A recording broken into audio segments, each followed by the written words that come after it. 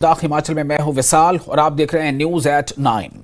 Intelligence एजेंसियों ने लश्कर तैयबा के खुद साख्ता कमांडर की तस्वीर की जारी। फिजाइया के काफिले पर हालिया हमले के पीछे रेयान हैदर के होने का शुबा। सांबा और कठुआ के इलाके में रेयान हैदर सरगर्म। इस वक्त की बड़ी खबर आपको दे रहे हैं। इंटेलिजेंस एजेंसियों ने लश्कर तैयबा के खुद साख्ता कमांडर यानी सेल्फ डिक्लेयर्ड कमांडर की तस्वीर की जारी। फिजाइया के काफिले पर हालिया हमले के पीछे रेयान हैदर के होने का शुबा। सांबा और कठुआ के इलाके में रेयान हैदर सरगर्म। तो ये वो तस्वीर है जो रेयान हैदर की बताई जा रही है और इंटेलिजेंस एजेंसियों ने लश्कर तैयबा के खुद साख्ता कमांडर की तस्वीर जारी की है। और इस खबर पर और ज्यादा जानकारी के साथ हमारे साथ जुड़ चुके हैं न्यूज 18 JKLH के सीनियर एडिटर तेजेंद्र सिंह सोढ़ी। सोढ़ी जी, ये इसे क्या माना चाहे, इसे कामयाबी माना चाहे, और क्या ये रेयान हैदर की जो तस्वीर अभी जारी की गई है इसका मतलब कहीं ना कहीं ये है कि घेरा तंग होता जा रहा है? देखिए विशाल, बिल्कुल सही कहा आपने। घेरा जो है वो इन आतंकवादियों पे कसा जा रहा है और इन आतंकवादियों को इस बात की ये उम्मीद नहीं रहनी चाहिए कि ये जम्मू कश्मीर में आतंक फैला के ज्यादा देर तक जिंदा रहेंगे। अभी कुछ दिन पहले ही जो पुंछ में आतंकी हमला हुआ था, जिसमें एयरफोर्स के काफिले पे जो हमला हुआ था, जिसमें एयरफोर्स के एक जो अहलकार हैं उनकी जो उस आतंकी हमले में उन्होंने अपनी जान गंवाई थी, उसमें रेयान हैदर जो है वो मेन मास्टरमाइंड माना जा रहा है, वो इन्वॉल्व माना जा रहा है। रेयान हैदर के बारे में अभी जो जानकारी है, ये A+ कैटेगरी का आतंकवादी है और काफी देर से सांबा, कठुआ और जम्मू रीजन में जो है ये एक्टिव है। इसको न्यूट्रलाइज करने के लिए, इसको पकड़ने के लिए जो ऑपरेशन है काफी देर से सिक्योरिटी फोर्सेस चला रहे हैं। अब इसकी एक पिक्चर भी शाया की गई है, एक फोटो इसका शाया किया गया है और कुछ दिन पहले आर्मी ने रेयान हैदर पे 20 लाख रुपए का इनाम भी घोषित किया है। जो शख्स इस रेयान हैदर के बारे में जानकारी देगा या जिससे इसको या पकड़ा जाएगा, इसको न्यूट्रलाइज किया जाएगा, तो उसे 20 लाख रुपए का इनाम दिया जाएगा। तो आप समझ सकते हैं कि कितना ये हार्डकोर आतंकवादी है।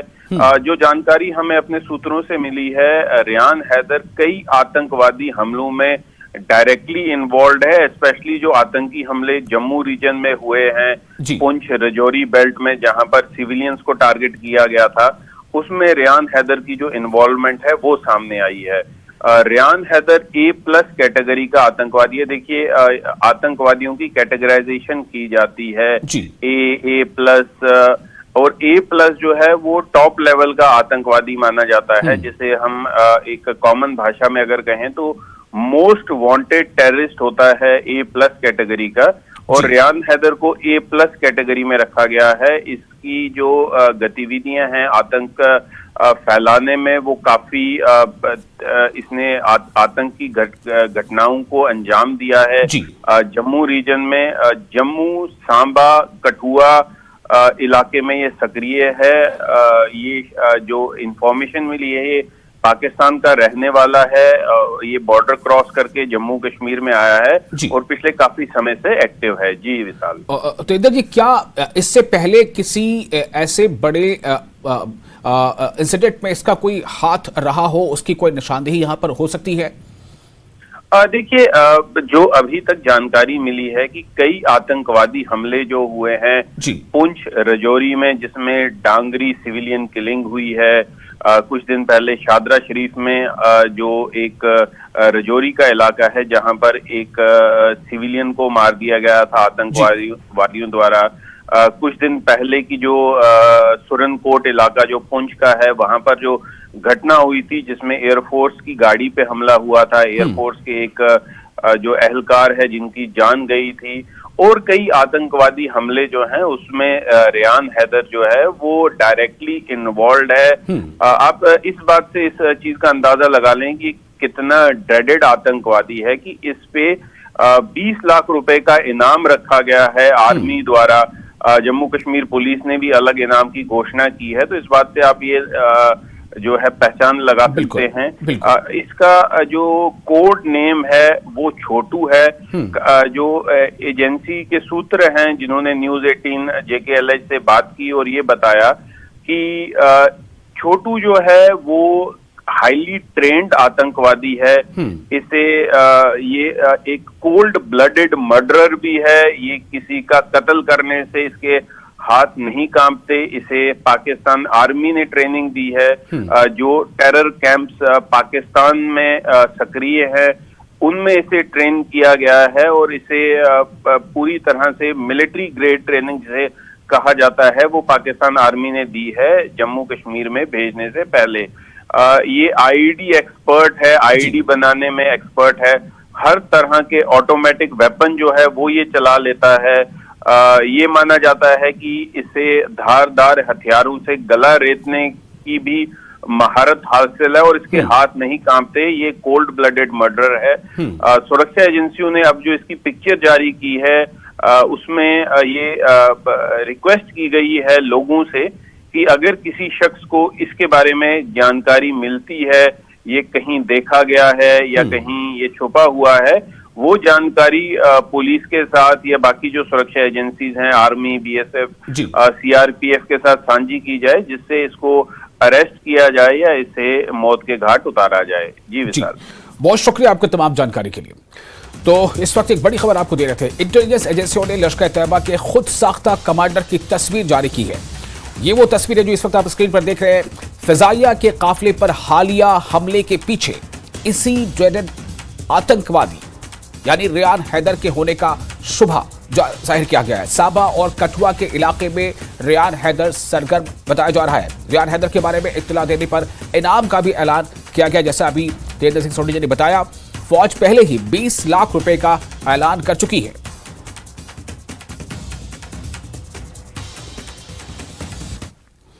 खबरों में आगे बढ़ते हैं। ट्रैफिक पुलिस श्रीनगर ट्रैफिक की खिलाफ वर्जियों जैसे कि ड्राइविंग के दौरान मोबाइल फोन का इस्तेमाल, खतरनाक तरीके से ड्राइविंग, गलत लेन में ड्राइविंग, हेलमेट के बगैर गाड़ी चलाना, ट्रिपल सवारी, सीट बेल्ट के बगैर गाड़ी चलाने के लिए इंटेलिजेंट ट्रैफिक मैनेजमेंट सिस्टम शुरू करेगा। DSP ट्रैफिक श्रीनगर महबूबुल हक ने कहा है कि इस तरह की तमाम खिलाफ वर्जियों का पता लगाने और चालान करने के लिए इन्हें भेजा जाएगा। इन्होंने कहा कि इस इकदाम से ट्रैफिक की जो कार्रवाई है उसे हमवार करने और हादसात और अमवात को कम करने में काफी मदद मिलेगी।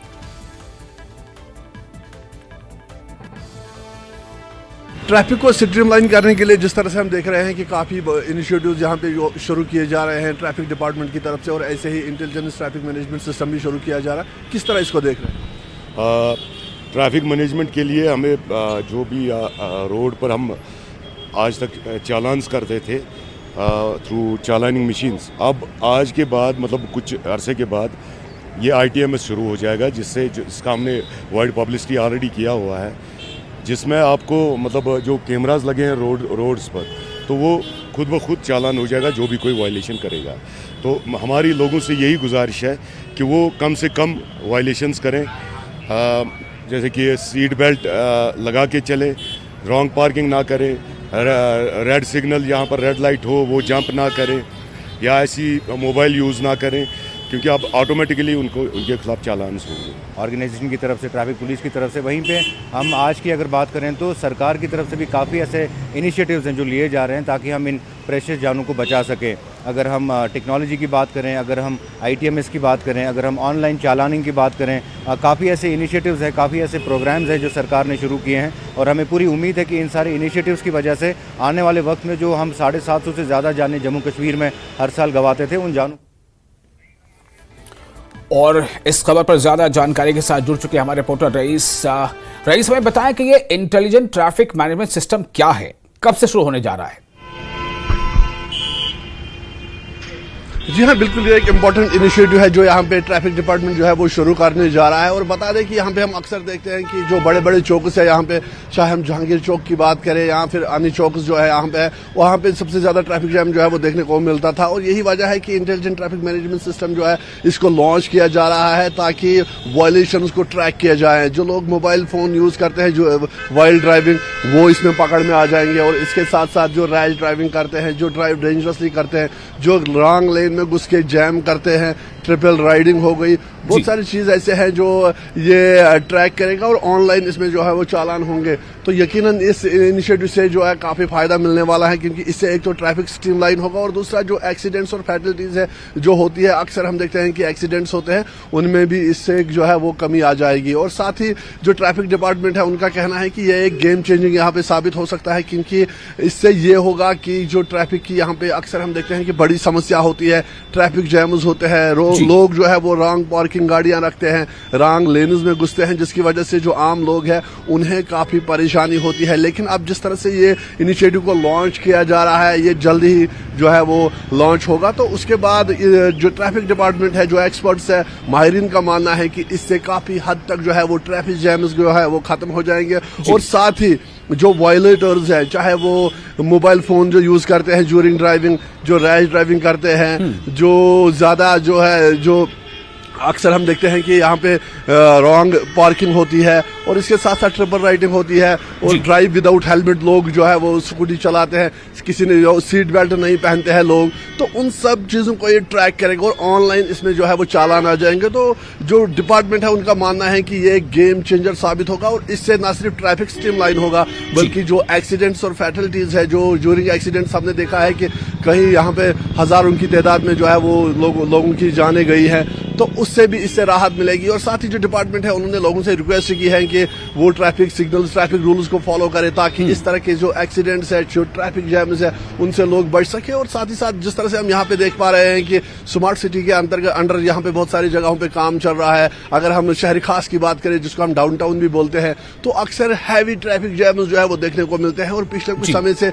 इन ट्रैफिक जैम्स में लगातार इजाफा हो रहा है, जिसकी वजह से जो पब्लिक है वो काफी परेशान है। अब इस इनिशिएटिव से यकीनन जो लोग हैं उनको राहत मिलेगी, जो ट्रैफिक है वो स्ट्रीमलाइन होगा और इसके साथ साथ जो वायलेटर्स है उनको ट्रैक किया जाएगा, चाहे वो किसी भी तरह की वायलेशन करे, चाहे वो सीट बेल्ट हो, चाहे वो मोबाइल फोन ड्यूरिंग ड्राइविंग हो, या फिर रैश ड्राइविंग हो, रॉन्ग पार्किंग में घुसना हो, ट्रिपल राइडिंग हो, हेलमेट ड्राइव विदाउट हेलमेट हो, इन तमाम चीजों को जो है वो इनको ट्रैक किया जाएगा और ऑनलाइन उनके घर जो है वो चालान भेजा जाएगा। तो इस वजह से ये भी माना जा रहा है कि अब लोगों की मजबूरी है, अब लोगों को इस जो है इस कैमरा की, जब ये कैमरा यहाँ पे इंस्टॉल होंगे, ये इनिशिएटिव लॉन्च होगा, तो यकीनन लोग भी जो है वो मजबूर है इसको फॉलो करने के लिए, अन्यथा उनको जो है वो चालान भरना पड़ेगा। तो यही वजह है कि माना जा रहा है कि इससे न सिर्फ ट्रैफिक स्ट्रीमलाइन होगा, बल्कि जो यहाँ पे एक्सीडेंट्स है उनमें भी कमी आ जाएगी। जी रईस, बहुत शुक्रिया तमाम जानकारी के लिए। उम्मीद की जानी चाहिए कि इसका असर जमीन पर होता दिखाई देगा।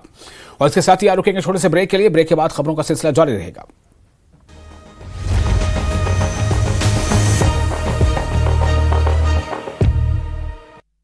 अगर आपके चेहरे विरोध,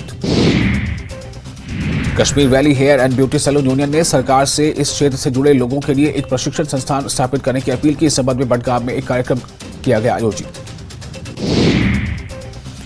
राहत एवं पुनर्वास आयुक्त डॉक्टर अरविंद करवानी की न्यूज 18 से खास बातचीत। डॉक्टर अरविंद करवानी ने अनंतनाग संसदीय क्षेत्र के लिए सभी मतदान केंद्रों पर सुविधाओं के साथ तैयारी की दी जानकारी। किश्तवाड़ के तहसील बंजुआत कथार इलाके में कई शिक्षक अपनी ड्यूटी पर नहीं आ रहे थे, जिसे लेकर डिप्टी कमिश्नर ने एक बड़ा एक्शन लिया। एक शिक्षक को पद से किया गया निलंबित। राजौरी में पुलिस की बड़ी कार्रवाई। डीएम के आदेश पर कुख्यात ड्रग तस्कर शकूर अहमद निवासी धनेधर के वार्ड नंबर 5 से अवैध संपत्ति की गई जब्त।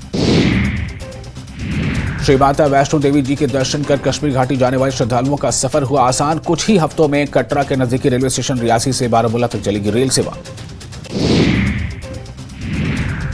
बद्रीनाथ केदारनाथ जाने वाले यात्रा रूट श्रीनगर में खाद्य पदार्थों के सैंपल चेक किए जा रहे हैं। मोबाइल फूड टेस्टिंग वैन से किया जा रहा है टेस्ट। साबा के दिहाड़ी इलाके में कबाड़ की दुकान में लगी आग। हादसे में दुकान और खुले में रखे कबाड़ जलकर हुए खाक। पुलिस और दमकल विभाग ने मौके पर पहुंचकर आग पर पाया काबू। जम्मू कश्मीर पुलिस ने जम्मू में चक जरालन बिश्ना के कुख्यात ड्रग तस्कर चिराग अत्री के खिलाफ मामला दर्ज किया है। पीआईटी एनडीपीएस एक्ट के तहत मामला दर्ज किया है। जम्मू कश्मीर पुलिस ने पुलिस स्टेशन साबा में दर्ज एक चोरी के मामले का खुलासा कर 2 आरोपी को किया गिरफ्तार। कब्जे से चोरी की नकदी की बरामद। मनाली लेह हाईवे करीब 6 महीनों के बाद खोल दिया गया। अभी सशर्त वाहनों की हो रही आवाजाही, भारी वाहनों को जाने दिया जा रहा है।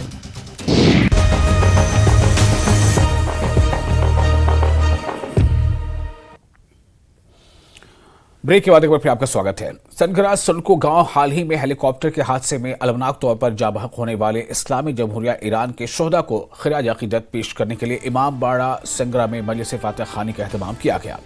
इस फातह खानी मजलिस में अंजुमन साहिबान के उलमा कराम और सैकड़ों अफराद ने शिरकत की। इस तकरीब में कुरान खानी और फातह खानी की गई, जिसमें कम्युनिटी के अफराद हलाक होने वालों को खिराज अकीदत पेश करने के लिए जमा हुए। महफिल का आगाज तिलावत कुरान पाक से हुआ, जिसके बाद शोहदा के रूह के इरसाल सवाब के लिए दुआ की गई। इस अलमनाक वाक़े में जान की बाजी हारने वालों के फजाइल और कारनामों पर रोशनी डालते हुए ताज़ियत पेशी गई। इस तकरीब ने दी गई कुर्बानियों और कम्युनिटी के अंदर इत्तेहाद और ईमान के पायदार जज्बे की एक पुरजोश याद दहानी का काम किया है। मुंतज़मीन ने तमाम शुरका का इनकी शमूलियत के लिए तहे दिल से शुक्रिया अदा किया और फ़िक़ाराना यकजहती और रूहानी अक्कासी को फ़रोग़ देने में इस तरह के इज्तिमाआत की अहमियत पर जोर दिया।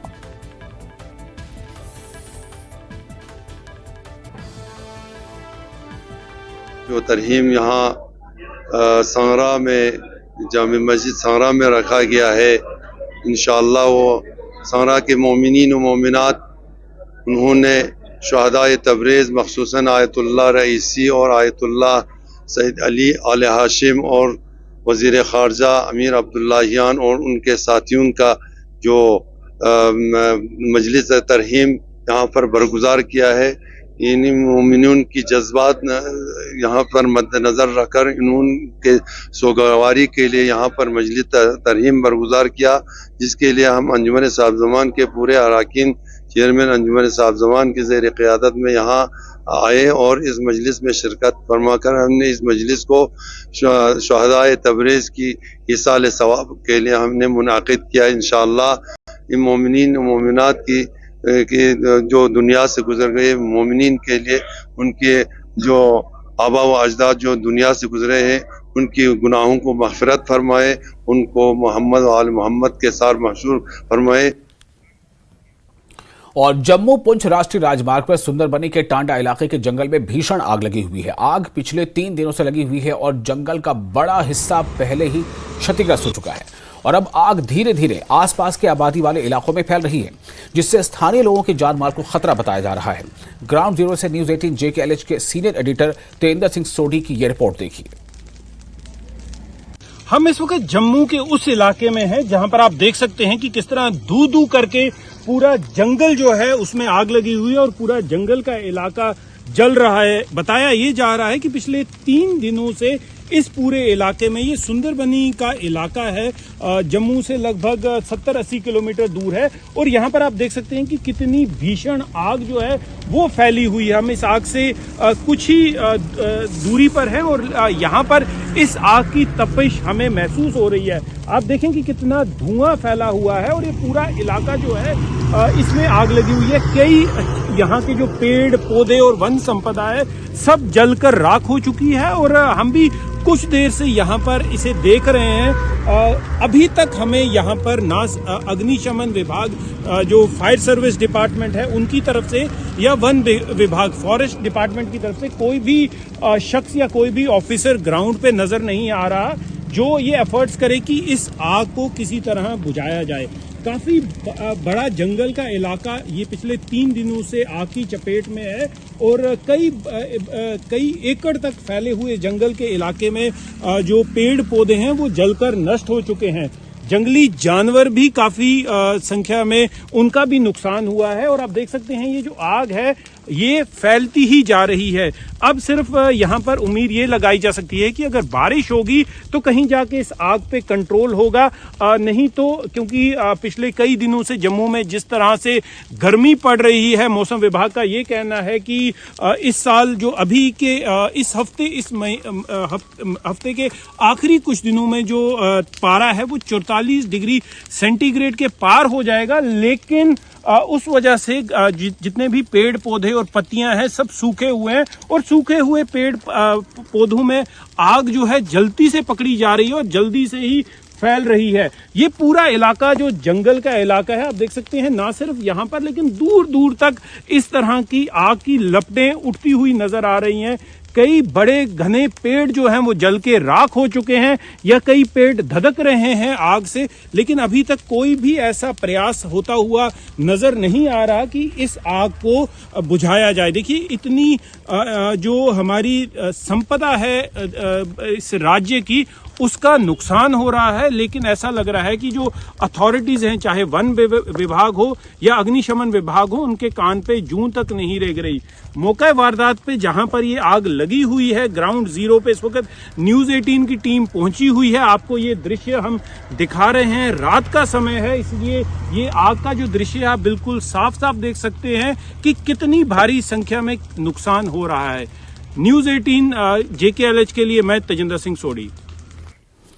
और इसके साथ ही रुकेंगे छोटे से ब्रेक के लिए। ब्रेक के बाद खबरों का सिलसिला जारी रहेगा।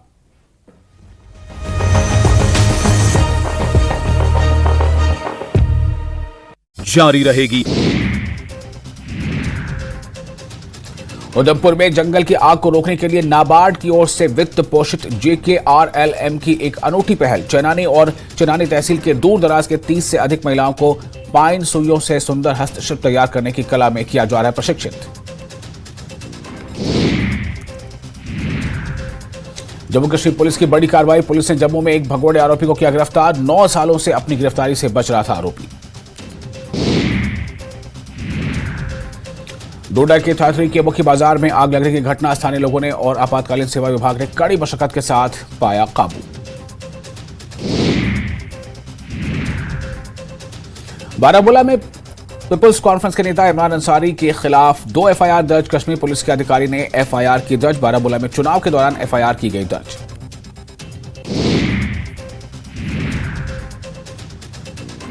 कुपवाड़ा में सेना और पुलिस का बड़ा एक्शन। सेना और पुलिस ने चलाया संयुक्त तलाशी अभियान। तलाशी के दौरान RPG राउंड, हैंड ग्रेनेड और पिस्तौल सहित गोला बारूद बरामद। भीषण गर्मी में सोलन वासियों को महीने में सिर्फ 4 दिन मिल रहा पानी, जिससे उन्हें करना पड़ रहा है काफी परेशानियों का सामना। मुजफ्फरनगर में कुत्तों का आतंक। आवारा कुत्ते ने घर के बाहर खेल रही बच्ची पर किया हमला। गंभीर रूप से घायल बच्ची अस्पताल में भर्ती। मेरठ में SBI के लॉकर से कैश और लाखों के जेवरात पार। बैंक मैनेजर और कर्मचारी ने हाथ खड़े किए। मामले की जांच में जुटी पुलिस। शामली में भजन गायक अजय पाठक की पत्नी और बच्चों की हत्या मामले में फैसला। कोर्ट ने दोषी हिमांशु को सुनाई फांसी की सजा। उत्तरकाशी की बड़े थी शराब की नई दुकान के युवाओं और महिलाओं ने विरोध करना शुरू कर दिया और जल्द दुकान बंद करने की मांग की है। टिहरी झील से सटे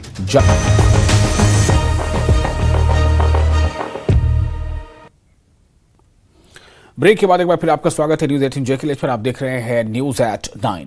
अनंतनाग राजौरी लोकसभा सीट के लिए तशहीरी मुहिम आज शाम थम जाएगी। तशहीरी मुहिम के आखिरी दिन सभी पार्टियां और दिग्गज लीडर ज्यादा से ज्यादा वोटरों तक पहुंचने की कोशिश करेंगे। नेशनल कॉन्फ्रेंस के नायब सदर उमर अब्दुल्ला की DH-पोरा में रैली है। इस मौके पर पार्टी उम्मीदवार मियां अल्ताफ भी मौजूद रहेंगे। उधर DPAP चीफ गुलाम नबी आजाद भी आज एक्शन में नजर आएंगे। गुलाम नबी आजाद आज रोड शो करेंगे, जबकि आजाद उम्मीदवार दिलीप पंडिता आज प्रेस कॉन्फ्रेंस से खिताब करेंगे। ख्याल रहे कि अनंतनाग राजौरी लोकसभा सीट पर 7 मई को चुनाव होने थे, लेकिन खराब मौसमी सूरत हाल के सबब यहां चुनाव को मुअख्खर कर दिया गया था।